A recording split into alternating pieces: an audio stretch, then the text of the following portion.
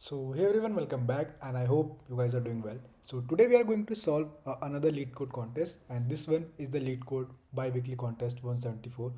And today we are going to solve the problem in this contest. I think the contest is pretty easy because all of the questions are really easy, but the wording are a little bit confusing. So without wasting time, let's get started. So let's start with the first question. The first question is, today it is marked as medium, but if you have worked upon such problems in previous, then it become really easy for you to solve, right? So let's first read the problem statement.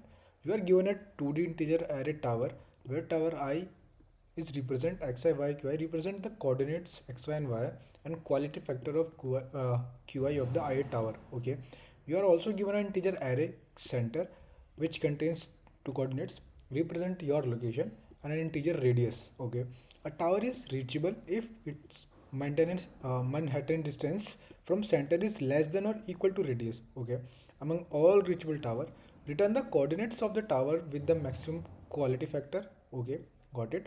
If there is a tie, return the tower with the lexicographically smallest coordinate. If no such tower reachable, return -1. And how we can calculate the Manhattan distance? We all know that if we have two coordinates, then we simply find their absolute difference, and that become our Manhattan distance. So how do actually approach this problem?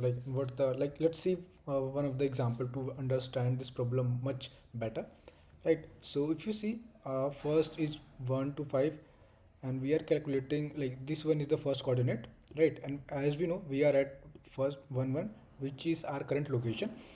If we find their Manhattan distance, which become 1, and it should be less than radius, which is also satisfied because our Manhattan distance from towers to our center should be less than or equal to radius.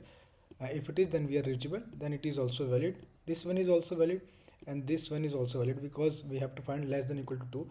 But as you see, what the question is asking us to return, we have to return the maximum quality factor. If you remember, the last keyword it represent the quality factor of that particular coordinate, right? So this is the question which asking us to solve. Let's see this example, right? So if you see what we have to do, the question is pretty simple, pretty straightforward. Whatever the question is asking, we just have to implement that, right? So what I can do, let's not talk about, like, if you see, there is one more condition if while solving the problem, that if the two coordinates become the same, right? We see this particular part later, but first try to see how to actually approach, right? So what we have to do, we are at a center, like we are at this center position, and we just have to find if the Manhattan distance between all other points are less than equal to radius. If it is, then we simply include their maximum factor, right? So this is the question, very straightforward. How to approach? Simply iterate uh, over the towers and just find the Manhattan distance, right? Manhattan distance, right? And how to calculate it? If let's say you have two coordinates x and y, and the another is x1 and y1, then Manhattan distance should be it is x minus x1 plus uh, y minus y1, right? So what you have to do, we just simply have to iterate over all the towers and just calculate this particular, use this particular formula to calculate the distance, right? This is going to be our distance. We just have to check if it is less than radius. If it is, that means it is going to be our answer, right? It is actually contributing to our answer, so we include that particular answer. We have to do this for the rest of the towers as well, but make sure what exactly we have to return. We have to return the coordinates which have the maximum quality factor, right? So for example, let's try in this particular case. Here 1 2, if we calculate their their distance come 1, it is less than equal to 2, which is also valid. What their quality factor is 5. In case of 2 and 1, 2 and 1, their distance is also and then less than equal to 2, this is also valid. But what the quality factor they have is 7, right? If you see for the third one, their quality factor is 9 and it is also valid. So what we will select over here is we will select the one which have the maximum quality factor, right? So initially what we are doing is we are just calculating the difference with the center, and whatever is satisfying the condition, we are checking uh, the maximum quality factor. But let's say we don't have this particular case, like we don't have the third coordinate. In that case we have two coordinates, right? And let's say for a case it also have a quality factor of 7. In this case they both are got tie, right? And I don't know what is happening with Canva. Oh, sorry, with the eraser.io, they are it having some issue, right? So what I'm saying is that what let's say the two coordinates have the same quality factor, right? So what we have to do, we have to, if you read this but run properly, that if there is a tie, return the tower with the lexicographically smallest coordinates. So right, what we can do, we just have to find the lexicographically smallest. But if in this case what we return as like 1 and 2 is as our answer, right? So this is the whole idea behind this particular problem. So let's see the code, and let me just do a refresh over here, and let's see the code is pretty simple. What I have done is I have just sorted my tower in such a way that my quality factor should be maximum. And if this is something like if there is a tie, I'm just managing the all the conditions, how to actually deal with this situation, right? And after that I'm just calculating the maximum result while iterating and finding the distance. If it satisfies the condition, then I simply storing it inside the result and updating my max, because I have to return the maximum factor, and simply returning the result, right? If I just run, so this is also satisfy all the case, right? Talking about the time complexity, right, which is of n log n, because we are n log n, we are sorting an array, right? And talking about the space complexity, so which is nothing, we are not taking, which is O of 1, right? So this is the solution. This is pretty good problem, if and it also gives you a good idea about how to actually write your own custom sort, right? So this is really pretty good. Let's see if it work now. Still it is not working. Forget that, let's start the second question, and I think it's pretty easy. Don't actually need to do some more stuff. Let's understand it. Like, you are given a two integer array nums and target, each of length n, where nums I is the current value at index I and target I is the desired value at index I. You may perform the following operation any number of time including 0. Choose an integer value x, find all maximum continuous segment with the num size x. Segment is maximum, it is cannot be extended to the left or right.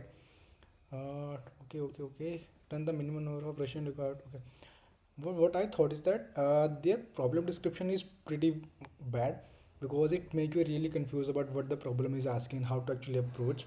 The one statement which they have mentioned is the maximum continuous segments, which is also confusing, especially for the beginner who is just learning this question, attending the contest. It becomes really like jargon for that person to actually understand it. But the question is pretty easy. Once instead of like, sometimes it happens that you are not able to understand properly with the description, so make sure to go through the test cases, that will gives you a clear idea, right? So let's see the first example. But basically what we have to do, right? What we have to do, so what we have to do, we have two array. The first one is the nums and the second is the target, and we have to find how many operations required to convert nums to the target, right? And how to achieve it. What we have to do, for the ith element in nums, we just have to check the how many time it occur, as they are mentioning. Let's say 1 is occur one time. So what we have to do, we just have to return the nums of ith with the target of ith. That is, they are asking us to do, right? Nothing fancy. We just have to check the how many, if let's say if there is a one over here as well. So what we have to do, if we require, then we update. Let's say their value is 2 also. So we just have to update this and this index with this and this particular value, right? So nothing fancy. The problem statement is quite difficult to understand for the people, right? And for the everyone, so it is quite easy. If you dry run some test cases, you actually got to know what exactly to do.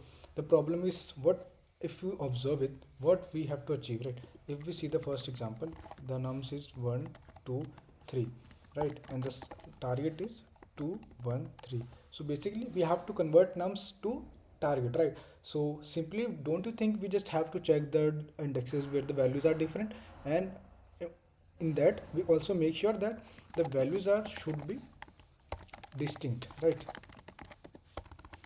Why I'm saying this, let's see the another example. You see, if you see, if you just, if you not consider this particular case, so means you are just actually counting the indices where the values are different, right? But in this case, if you see, like 7 3 7, and the target is, oh sorry for that, and the target is 559. So if you consider this, then it become 3, right? But it is not the case. The actual answer is 2. Why? Because we have a duplicate elements as well, right? So in such scenario, we just have to make sure that the number of elements are distinct at those particular indexes, and those are different, like they're different. That what we have to actually calculate. If you see the example, right, 0 0 and 2 2 are, we should update num become 539.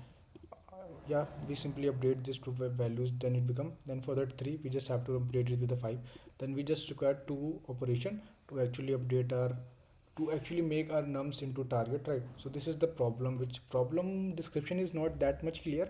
It might become real difficult, but if you see, the question is quite easy. Just have to count how many distinct elements are there which are not equal, then we just simply storing it inside the set, and just simply like returning the size, because we just have want the unique elements, right? So this is it. Let's remove the comments.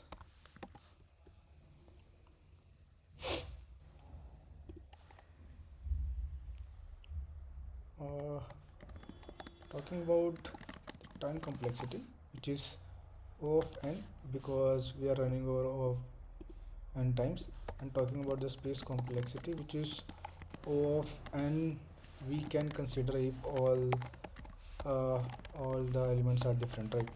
But in some scenario, if we are taking the best case, this time complexity is not going to that much, so we can consider it as O of n. So this is the second question, and this one is the first question, and both of are pretty easy. For the second question, that problem description is a little weird, that it become really difficult for the people to actually understand the problem, right? So I hope you understand the problem statement, and I hope you like main thing, I hope you able to understand the solution and able to understand the intuition behind this particular problem. If yes, do let me know in the comment section, and do like the video so that I got to know that you are actually able to understand. If you have any suggestion regarding anything regarding the problem, any doubt, you can pin the comment, you can like drop a comment. I will happy to help you out there, right? So this is it for the video, and bye bye, take care.